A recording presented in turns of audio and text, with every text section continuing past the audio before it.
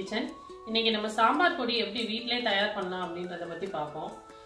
இந்த பொடி வந்துங்க சாம்பார் பொடி நான் சொல்றேன். பட் இந்த பொடி தான் வந்து நாங்க வந்து எல்லா வகையான குழம்புகள், அதாவது மட்டன் குழம்பு, சிக்கன் குழம்பு, புளி குழம்பு, சாம்பார், இந்த மாதிரி எல்லா குழம்பு வகைகளுக்கும் நம்ம இந்த பொடியை பயன்படுத்திக்கலாம். இது ஆல் பர்பஸ் மிளகாய் பொடி அப்படின்னு கூட நம்ம சொல்லிக்கலாம். ஸோ இது எங்க வீட்டில் நாங்கள் ப்ரிப்பேர் பண்ணி நாங்கள் வந்து எங்க ஃபேமிலியில யூஸ் பண்ணிட்டு வர்ற ஒரு மசாலா பொடி.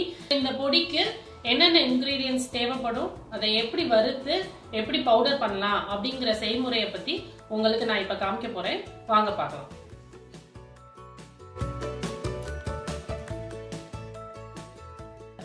இந்த பவுடர் வந்து நம்ம வறுக்க முன்னாடி உங்களுக்கு ஒரு சின்ன டிப்ஸ் வந்து நான் ஷேர் பண்ணணும்னு நினைக்கிறேன்.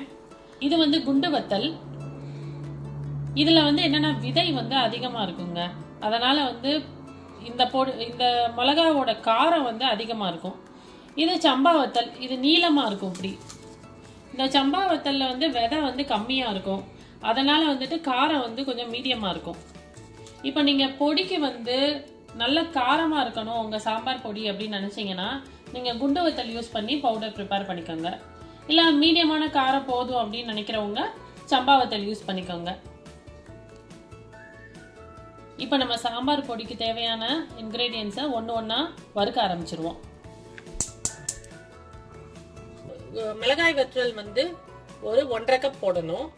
1.5 கப் அளவுக்கு 1 கப்புக்கு வந்து வத்தலும், 1/2 கப் அளவுக்கு சம்பா வத்தலும் கலந்து எடுத்திருக்கேன். இந்த இடத்துல உங்களுக்கு சாம்பார் பொடி வந்து இன்னும் கலர் வந்து நல்ல பிரைட் ரெட் கலரா இருக்கணும்னு நினைக்கிறீங்க அப்படின்னா இதுல ஒரு 2 இல்ல 3 காஷ்மீர் சில்லி கூட நீங்க ஆட் பண்ணிக்கலாம். காஷ்மீர் சில்லி வந்து ரொம்ப காரம் கொடுக்காதுங்க. ஜஸ்ட் வந்து நம்ம பொடிக்கு வந்து நல்ல ஒரு பிரைட் ரெட் கலர் மட்டும் கொடுக்கும்.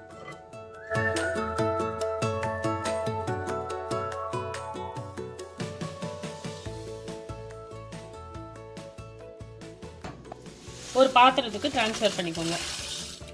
இதுல நான் 1 கப் மல்லி எடுத்திருக்கேன்.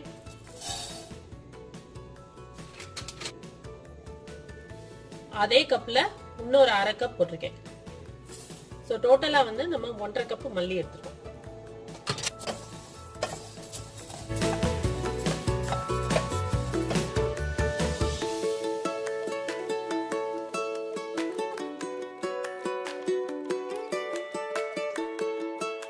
ஒரு டேபிள் ஸ்பூன் சீரகம் எடுத்துக்கிட்டேன்.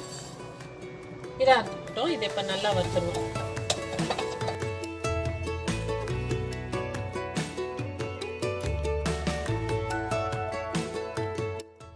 வெந்தயம் நீங்க லோ ஃப்ளேம்ல வச்சு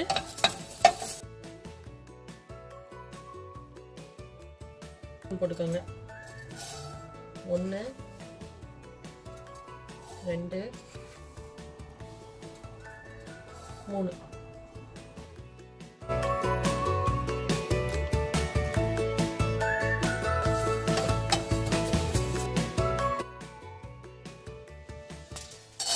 1 2 3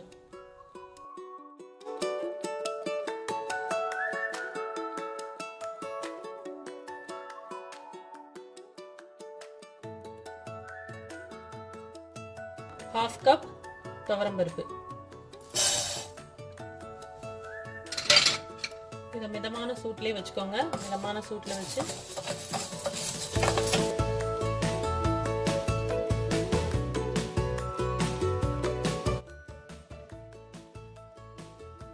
½ கப் 1/2 கப் கடலைப்பருப்பு.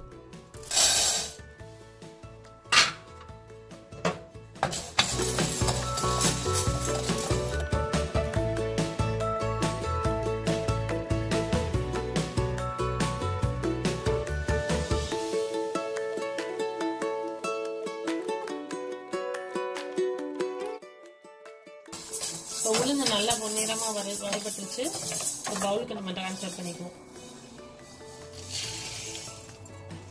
அரிசி 3 டேபிள் ஸ்பூன். அரிசி நல்லா பொரியிற வரைக்கும் நல்லா வறுத்துக்கோங்க.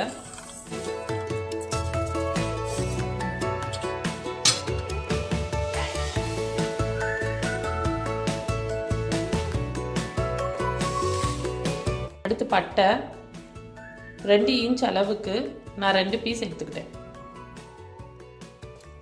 ஏலக்காய் 5 ஏலக்காய் எடுத்துருக்கேன். இது ரெண்டையும் நீங்க ரொம்ப வறுக்கணும்னு அவசியம் இல்லைங்க, லைட்டா வறுத்தா போதும். சப்போஸ் கட்டி பெருங்காயத்தோட வாசனை லேசா வந்து அந்த வறுத்த பெருங்காயத்தை இந்த மாதிரி ஒரு பெஸ்டில், இது ஆக்சுவலி நான் காஸ்கோல தான் வாங்கினேங்க. ஸோ இந்த மாதிரி காஸ்கோல கிடைக்குது, ரொம்ப சீப்பு தாங்க, ஜஸ்ட் வந்து ஒரு $10 தான் இருக்கும். இந்த மாதிரி பெஸ்டில் கிடச்சிச்சின்னா நீங்கள் வந்து அதில் இந்த மாதிரி தட்டிக்கோங்க. ஏன்னா டைரெக்டாக நம்ம அந்த பெருங்காயத்தை மிக்சியில் போட்டோன்னா அரைப்படாது. ஆல்மோஸ்ட் நல்ல பவுடர் ஆயிடுச்சு பாருங்க.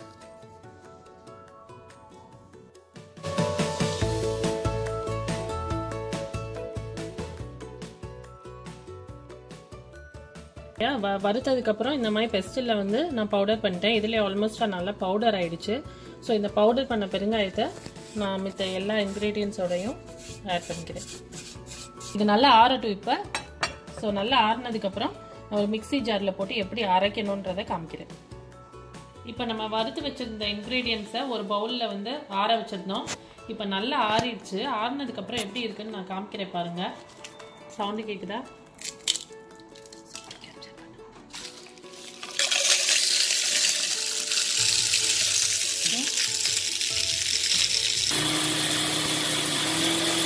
இதோட ஒரு 2 டேபிள் ஸ்பூன் மஞ்சளை சேர்த்து நல்லா கிரைண்ட் பண்ணிக்கோங்க.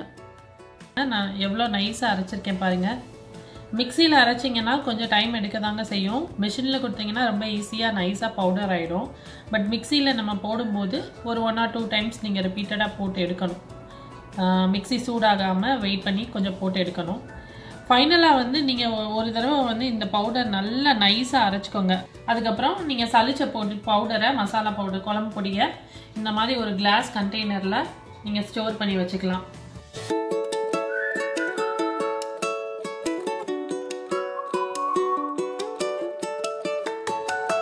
இந்த ரெசிபி உங்களுக்கு ரொம்ப பிடிக்கும்னு நினைக்கிறேன்.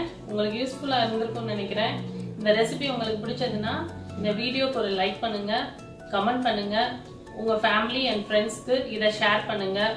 எங்கள் சேனலுக்கும் சப்ஸ்கிரைப் பண்ணுங்கள். பக்கத்தில் மறக்காமல் அந்த பெல் பட்டன் ஒன்று இருக்கும், அதை மட்டும் கிளிக் பண்ணிடுங்க. நன்றி.